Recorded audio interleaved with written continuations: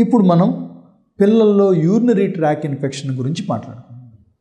పిల్లల్లో urinary tract infection రెగ్యులర్గా వింటూనే ఉంటాం, కానీ అన్ని ఇన్ఫెక్షన్లు యూరిన్ ట్రాక్ ఇన్ఫెక్షన్లు కాదు.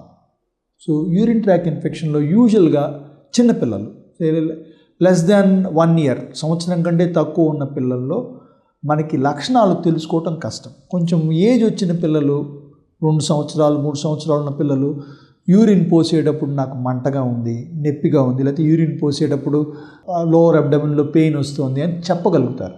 కానీ సంవత్సరం కంటే తక్కువలో ఉన్న పిల్లలు వాళ్ళు ఎక్స్ప్రెస్ చేయలేరు. సో యూజువల్గా వాళ్ళు హై టెంపరేచర్ కానీ, ఎక్సెసివ్ క్రయింగ్, ఏడవటం కానీ, లేకపోతే ఫీడింగ్ తగ్గిపోవటం కానీ, లేకపోతే ఇరిటబుల్గా ఉంటారు, ఇరిటేషన్ ఎక్కువ ఉండి ఇరిటబుల్గా ఉంటారు.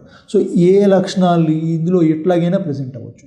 సంవత్సరం కంటే తక్కువ ఉన్న పిల్లల్లో ఆ అనుమానం ఉంటే యూరిన్ టెస్ట్ చేసి యూరిన్ ఇన్ఫెక్షన్ ఉందా లేదా అని నిర్ధారించుకుని దానికి తగ్గట్టుగా ట్రీట్మెంట్ ఇవ్వాలి.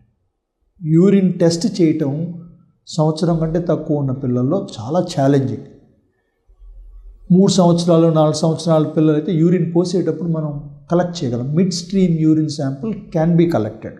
కొంచెం పెద్ద పిల్లలు అయితే మిడ్ స్ట్రీమ్ అంటే వాళ్ళు యూరిన్ పాస్ చేసేటప్పుడు ఫస్ట్ బిట్లో కలెక్ట్ చేయం, మధ్య పోర్షను ఫస్ట్ యూరిన్ పోయటం స్టార్ట్ అయినప్పుడు కలెక్ట్ చేయకుండా స్ట్రీమ్ కొంచెం ఎస్టాబ్లిష్ అయిన తర్వాత యూరిన్ కలెక్ట్ చేయటం మిడ్ స్ట్రీమ్ యూరిన్స్, అది ఐడియల్ శాంపుల్. అది కలెక్ట్ చేయటం బేబీస్లో కష్టం. నాపీస్లో ఉంటారు, నాపీస్లో ఉండే ఆ ఏరియాలో మోషన్ స్టూల్ పాస్ చేస్తే కంటామినేషన్ ఉంటుంది. సో ఒక్కొక్కసారి అక్కడ లోకల్గా ఉండే బ్యాక్టీరియా మనం కల్చర్ చేస్తే గ్రో అయిపోతుంది. సో అనుమానం ఉంటే ఒక్కొక్కసారి సూప్రాప్యూబిక్ యాస్పిరేట్ నీడిల్ పెట్టి అల్ట్రాసౌండ్ స్కాన్లో బ్లాడర్లో నుంచి యూరిన్ తీస్తాం.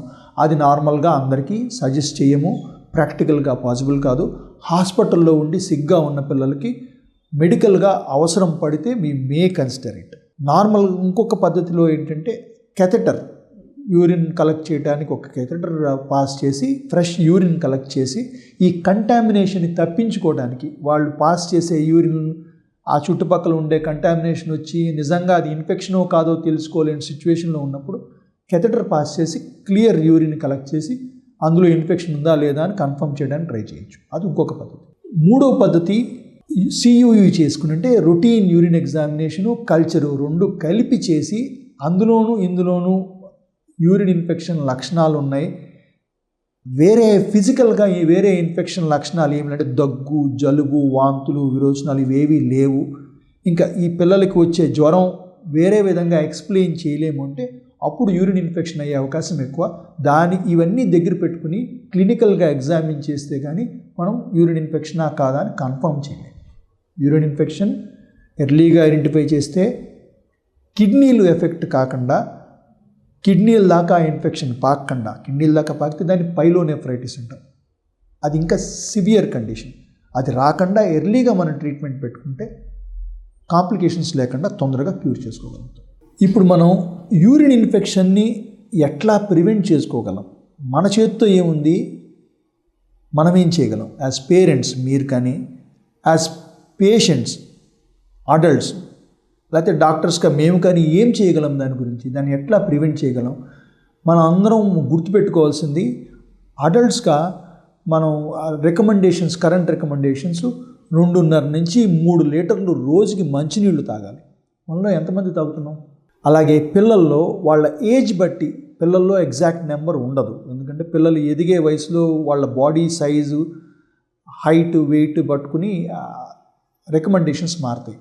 కానీ పిల్లల్లో కూడా 1 లీటర్ నుంచి యూజువల్గా 3 to 4 years ఏజ్ గ్రూప్లో 1.5 లీటర్స్ అటు ఇటుగా మంచినీళ్ళు తాగాలంటాం. We're talking only about water. వాళ్ళు జ్యూస్ తాగారు, కోక్ తాగారు, పెప్సీ తాగారు, మజ్జిగ తాగారు, అవన్నీ కౌంట్ చేయం. ఈ 1.5 లీటర్స్లో 75 to 80% వాటర్ తాగాలి. మంచినీళ్ళు తాగితే, వాటర్ ఎక్కువ తాగితే ఎక్కువ యూరిన్ తయారై ఇన్ఫెక్షన్ ఎస్టాబ్లిష్ కాకుండా ఫ్లష్ అయిపోతుంది.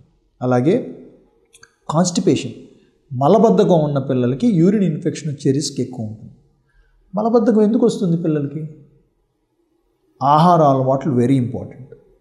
జంక్ ఫుడ్స్ ఎక్కువ తింటే ఆహారంలో వాటర్ కంటెంట్ తక్కువ ఉంటే, ఫుడ్ తినే అంటే డైలీ రొటీన్లో లైఫ్ స్టైల్లో వాటర్ మంచినీళ్ళు సరిగ్గా తాకపోతే, ఆహారంలో పీచు పదార్థాలు సరిగ్గా లేకపోతే, అంటే ఆకుకూరలు, కూరగాయలు, పళ్ళు, ఫైబర్ రిచ్ డైట్ అంటాం, ఇవన్నీ సరిగ్గా లేకపోతే,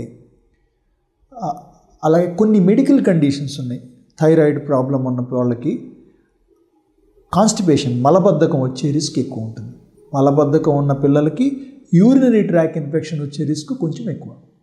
సో మలబద్ధకం ఉన్న వాళ్ళకి, యూరిన్ ఇన్ఫెక్షన్ తరచుగా వస్తున్న పిల్లలకి మలబద్ధకాన్ని కూడా మేనేజ్ చేయకపోతే మళ్ళీ యూరిన్ ఇన్ఫెక్షన్ వస్తుంది, దాన్ని ట్రీట్ చేస్తారు, తగ్గిపోతుంది. కానీ మళ్ళీ రాకుండా ఉండాలంటే లైఫ్ స్టైల్ చేంజెస్, అందులో కాన్స్టిపేషన్ మేనేజ్మెంట్ మీద కూడా ఫోకస్ పెట్టాలి. మనం మాట్లాడుకుంటుంది యూరిన్ ఇన్ఫెక్షన్ని ఎట్లా ప్రివెంట్ చేయాలి. సో మలబద్ధకం గురించి మాట్లాడుకున్నాం. వాటర్ కంటెంట్ సరిగ్గా తీసుకోకపోతే దానివల్ల కాన్సన్ట్రేటెడ్ యూరిన్ ఉంటే అందులో యూరిన్ ఇన్ఫెక్షన్ వచ్చే రిస్క్ పెరుగుతుంది. దాన్ని ఎట్లా ప్రివెంట్ చేస్తాం? డైలీ రికమెండెడ్ వాటర్ ఇంటేక్ ఉండాలి. అడల్ట్స్లో అయితే 2.5 లీటర్స్ నుంచి 3 లీటర్స్ వరకు ఎవ్రీడే మంచినీళ్ళు. ఒకసారి 1 లీటర్ మంచినీళ్ళు తాగి 5-6 గంటలు డ్రైగా ఉంటాం కాదు, through out the day spread చేయాలి. రోజు కొంచెం పొద్దున ఎవ్రీ 3-4 అవర్స్కి కొంచెం వాటర్ తాగాలి. అలాగే ఎవ్రీ 3-4, ఇది నాట్ ఓన్లీ ఫర్ చిల్డ్రన్, అడల్ట్స్లో కూడా ఇది వెరీ ఇంపార్టెంట్. ఎవ్రీ 2-3 అవర్స్కి మంచినీళ్ళు తాగటం, ఎవ్రీ 2-3 అవర్స్కి బ్లాడర్ ఎంటీ చేసుకోవటం, యూరిన్ పోసి బ్లాడర్ని కంప్లీట్గా ఎంటీ చేసుకోవటం వెరీ ఇంపార్టెంట్. సో ఒకటి, water content through out the day recommended water content తీసుకోవటం, బ్లాడర్ని రెగ్యులర్గా ఎంటీ చేసుకోవటం, ఆహారంలో పీచు పదార్థాలు, ఫైబర్ రిచ్ డైట్, ఆకుకూరలు, కూరగాయలు, పళ్ళు ఎక్కువ తినటం, అలాగే జంక్ ఫుడ్స్ తినకపోవటం. జంక్ ఫుడ్స్ వల్ల కాన్స్టిపేషన్ పెరుగుతుంది. అలాగే కోక్, పెప్సీ, క్రిస్ప్లు ఇవన్నీ, అలాగే చిప్స్, బింగోస్, ఇవన్నీ అందులో సాల్ట్ కంటెంట్ కానీ కెమికల్ కంటెంట్ కానీ ఎక్కువ ఉంటాయి. సో మనం తిన్న ఆహారంలో ఇవి ఎక్కువ ఉంటే అది కిడ్నీలు ఫిల్టర్ చేయాలి, వేస్ట్ ప్రొడక్ట్స్ అన్నీ కిడ్నీలోంచి యూరిన్లోకి వస్తుంది.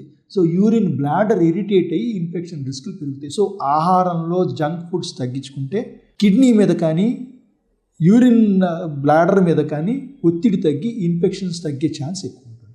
So fluid, regular diet, avoiding junk foods and fibre rich diet, ఈ 4 జాగ్రత్తగా మనం రోజు ఫాలో అయితే యూరిన్ ఇన్ఫెక్షన్ వచ్చే రిస్క్ తగ్గుతాయి.